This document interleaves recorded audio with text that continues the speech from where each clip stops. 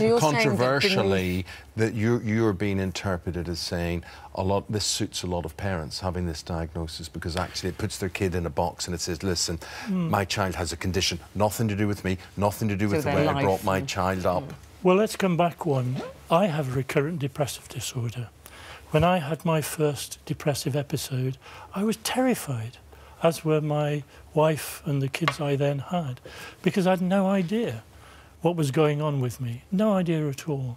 And when somebody said, Mike, you're depressed, and gave me a diagnosis, of course it was a comfort, because it meant it wasn't my fault. It was nobody's fault. It was an illness, and it could be treated, it could be helped. Now, I think that is so for people with conditions on the autistic spectrum as well, or any of the other diagnoses. For parents, it can be a comfort. At last, I know what my child has.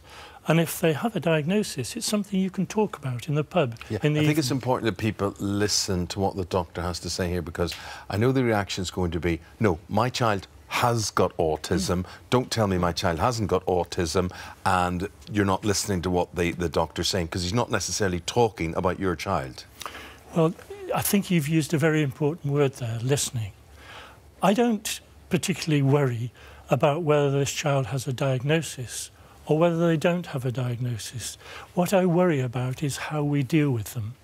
Now, with that level of distress, what you first of all is have to offer them a relationship of trust and intimacy so that they can begin to tell your story. Stories are a healing power.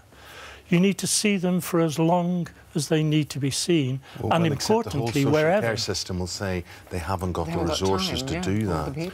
Well, they will say that, but if we don't do it in this generation, remember what I said, you know, things get compounded and taken over into the next generation. But, you know, if you diagnose somebody as having one of these conditions from behind the clinic desk, that's not the end of the story. You need to get out there in the community. You need to see how they behave at home.